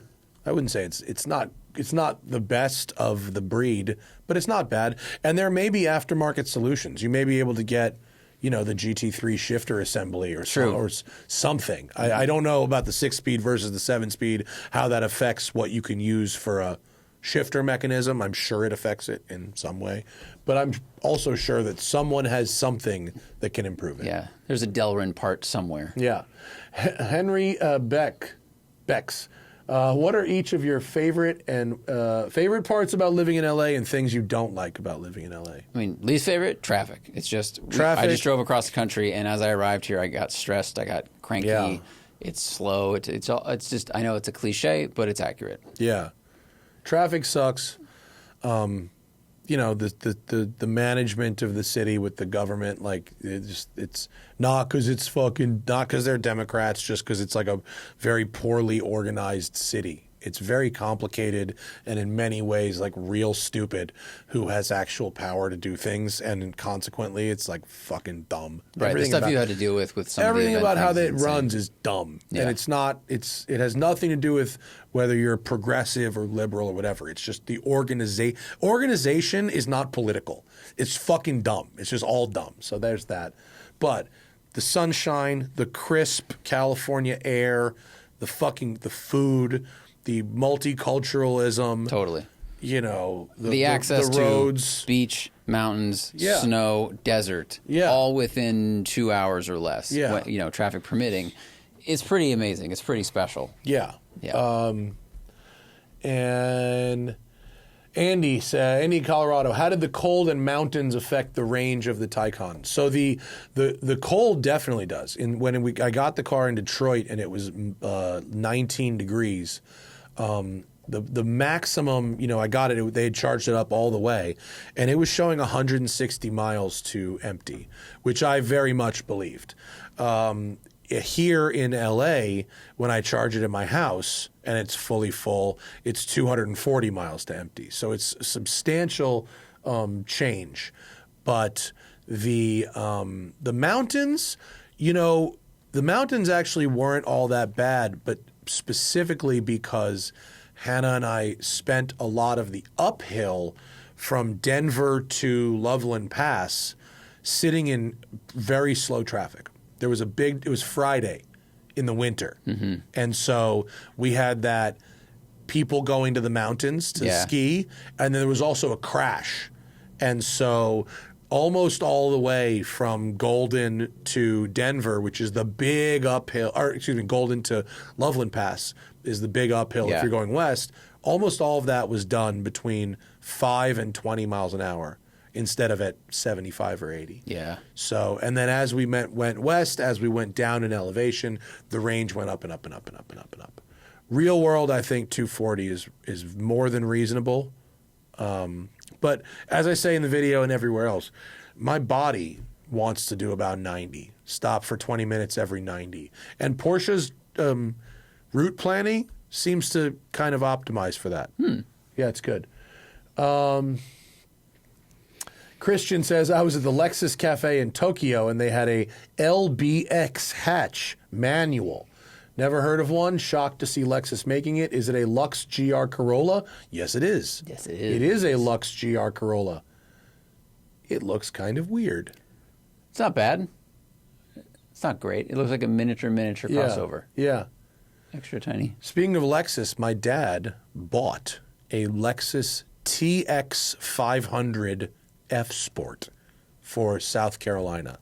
He was over his fucking Highlander, and I'm not surprised because that car, it was okay at moving people around, but bad at pretty much everything else. And he wanted something with more comfort, more legroom, more space, better technology. The Highlander didn't have CarPlay, just shit like that. But it has to be big enough. My dad's 6'4", and enough for him and his 4 adult friends to go to the golf course or shooting or whatever. So super. I took him. I thought the MDX was going to be it. Mm-hmm. I took him to look at an MDX, but he said he went to look at this and he bought it on the spot. Cool. And nice. So he was stoked. Apparently, TST fans at the dealer as well. So shout out to him. I forget the name of the dealer. I'm sorry, but shout out to him. Thanks for selling my dad a car. Christian says, is a 2024 7 Series in LA a poor man's ghost? They're platform shared, but they're really, really different. I would have to say no. I mean, I don't think a 7 Series feels anything like a Rolls-Royce Ghost. I think there's a couple little bits that you can identify 7 Series in the Ghost, meaning like the screen graphics, the shape of the key, just like some little bullshit. But in every other way that matters, a Ghost is a very different thing from a 7 Series. Mm-hmm. You can feel it when they don't drive like alike. Yeah, they tune them differently. Yeah. The Ghost was the Ghost is a 12. I meant they tuned the suspension different because what most stands out for me for Rolls Royces is the ride. Yeah, hugely different. This is so Miguel. I saw this story. Miguel Flores, BC. That's Canada, where I just was. Ruled on an appeal that using a dash-mounted phone for simple tasks is akin to distracted driving. And the example they covered was an Uber Eats driver accepting an incoming order by tapping accept on the app. Apparently, that's considered distracted driving. Meanwhile, almost all new cars today come with giant factory-installed touchscreens. How much longer until automakers and the courts realize that phone use while driving isn't any worse than factory giant touchscreens? You're right. However, I don't think making that argument is going to end the way you think it is. I think instead of them going, you know what, you're right, we should allow phones, it's going to be, you know what, you're right, we should no longer allow you to use touchscreens while you're driving either. Right, and they lock you out of your And they HVAC. lock you out of your shit while you're driving. That's, I'd have to read more on the case. It doesn't make logical sense at a quick glance because, yes, you're using your finger, you're touching a touchscreen, especially if the duration of your interaction is the same from each one. I think our law in California is not that different. I think in California, you are not supposed to be doing, quote, simple tasks. No, I agree. And I think it's also, we're in this weird phase where it's almost like they started writing this law before touchscreens in cars became so ubiquitous. Not that they did, but it seems like a reaction to smartphones that finally gets off the ground 10 years later. And meanwhile, now every car basically has a giant tablet in it. So it's inaccurate, I think, is how I would say it. I think it is dumb. Okay, so I do think it's dumb that you can use a touchscreen but not a phone. That's I completely see the logic in the argument that is stupid. I don't know. Maybe they need if you had a GPS sensor in your of course they all have GPS sensors. Like in the phone, if it knew you were only hitting yes or no, and then otherwise it would lock you out. I mean, there has to be like a software thing because I was on. This was before I left, but I remember vividly. I'm next to a woman in traffic. She has her phone mounted on the windshield directly in front of her face. It is the distance from her face to phone is the same as to steering wheel. That's crazy. And there's text on it, so she's like reading while sitting in traffic, hands free. That deserves a ticket. That's crazy. But I don't know how you figure out the difference between that and just tapping, yes, I will go pick up this. Well, there's a ticket for obstructed windshield. I mean, I'm not sure. I think they have leeway to draw the line where, okay, if you have the cell phone mount in the corner or on the dash or over to the right, that's fine. But if it's in your, strike zone. There you go. Yeah. She needs a ticket. Is this the last one? No. Oh, okay. Well, we need to finish there are in 5. 4. We need to finish in 5 minutes. So we'll kind of speed round it. Commander in Cheese want a somewhat luxurious SUV with a traditional 4x4 system. Between a Grand Cherokee or a Touareg, which would be less of a reliability disaster? I don't know.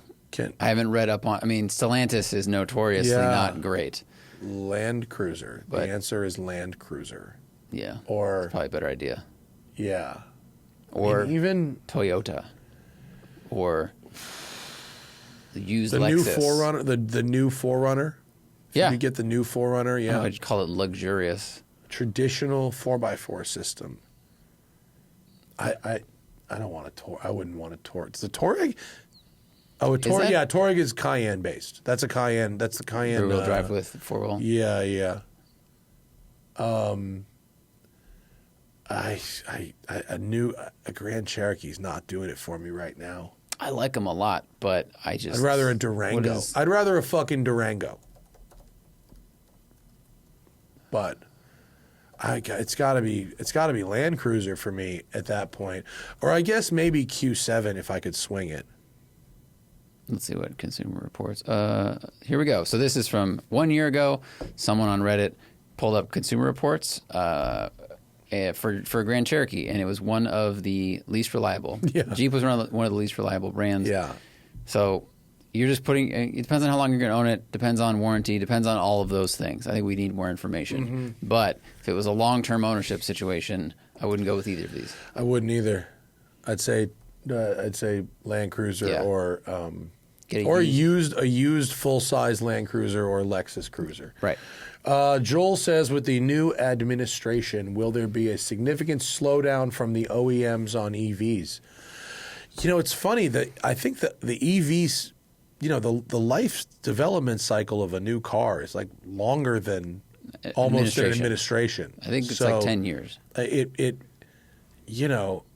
I think there may be a total stop in the enforcement of certain things like the EV mandates and stuff like that. I read that. I didn't want to get depressed and talk about fucking Trump, but I was just like, I read that they were like on the first day, one of the fucking things that they were going to stop the